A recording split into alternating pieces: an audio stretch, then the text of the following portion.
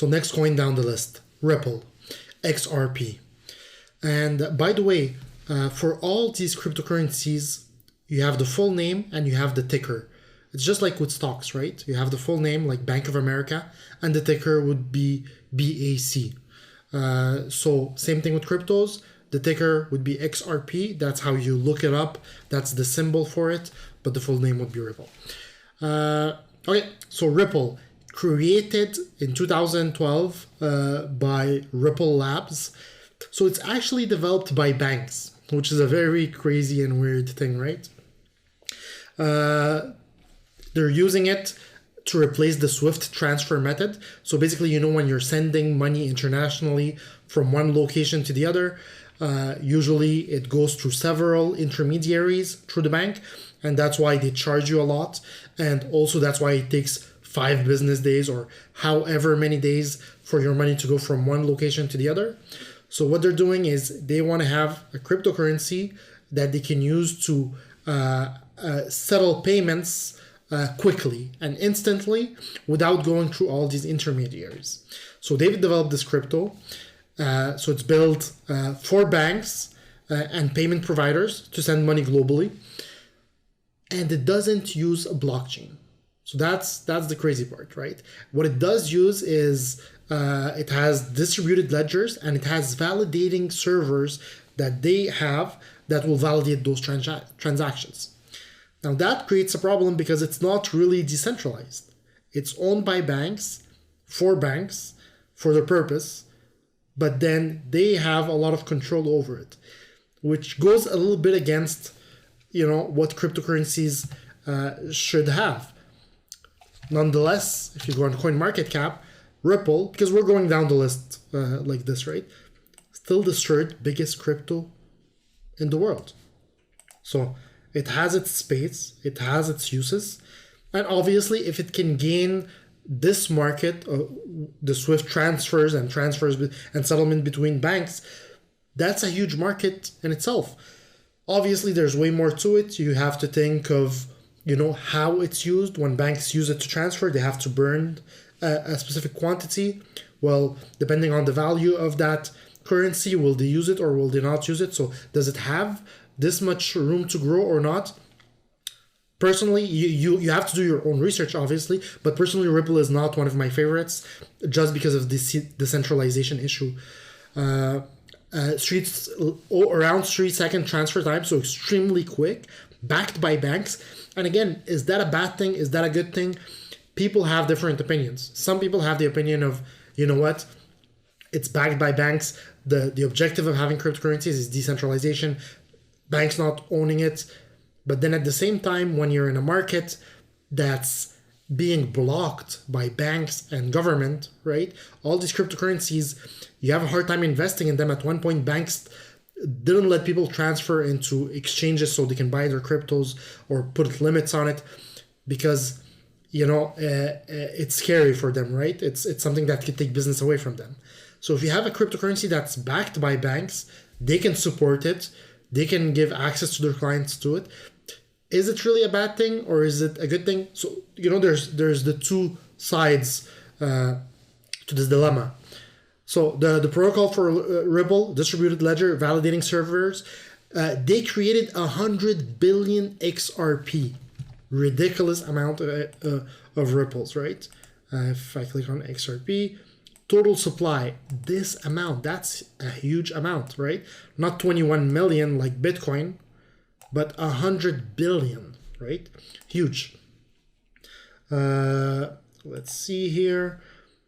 They have the Ripple transaction protocol. That's the rules to make their transaction.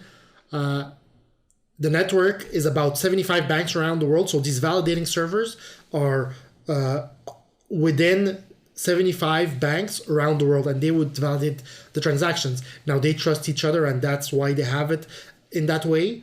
But again, it's not true decentralization. The banks still own it. That's, it's one of the cons. It's one of the cons I have there, because whenever you're looking at these cryptos, there's these main things, decentralization, non-immutable, so they cannot change it. They cannot alter it after it's done. transparency. You see everything. You don't need to trust anybody. Here, you still have to trust the banks. Ripple Lab releases 1 billion XRP each month for themselves. So yeah, another con. Ripple Labs, basically they create 1 billion XRPs each month. They release a billion each month for themselves to use to promote the company or for anything that they feel that they need to do to help the Ripple grow. Now, they're not using it stupidly in terms of, I know the last, some of the months they would release the billion, and if they would only use 100 million and keep the 900 billion, put it back in storage. So, they're not using it stupidly, but then again, they're giving a bunch of money away for other stuff. I think if I go here on YouTube, I think Ripple gave some on the Ellen DeGeneres show, right? They gave some money. So Ellen DeGeneres show, Ripple donates $4 million to the wildfire fund. So they just give $4 million. And I'll take the volume off here. But they give $4 million. Ashton Kutcher goes on Ellen DeGeneres, says, okay, you know what? I'll give you $4 million of Ripple. And here you go.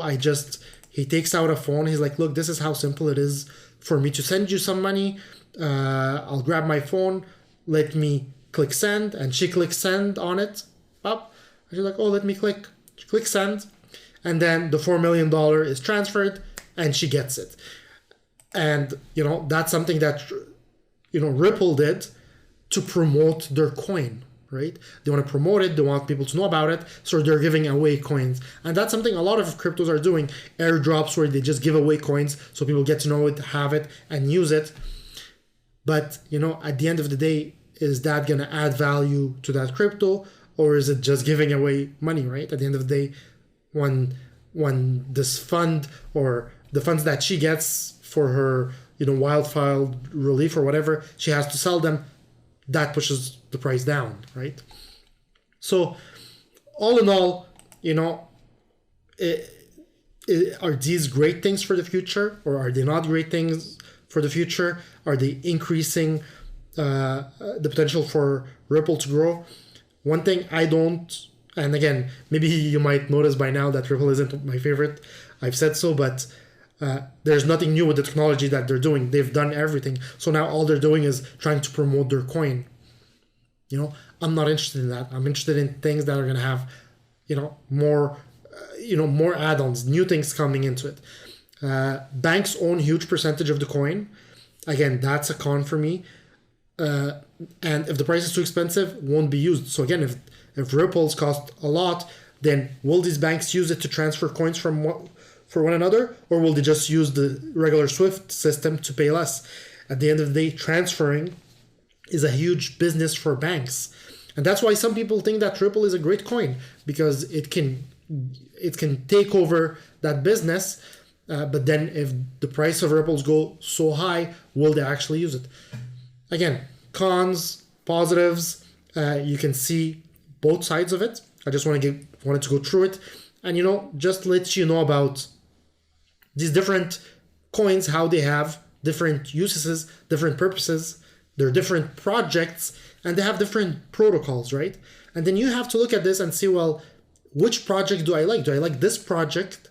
Or do I like the one before where you have a platform and people can build an application on it? Or do I like a specific application and this project I think would be better? And looking at the cons, looking at, the positives, and forming your opinion about which one you actually think would be valued more. So we're going to keep going down a few more and, just go through the process of thinking about what is this one, what is that one, what do they do, positives, cons, and whatnot.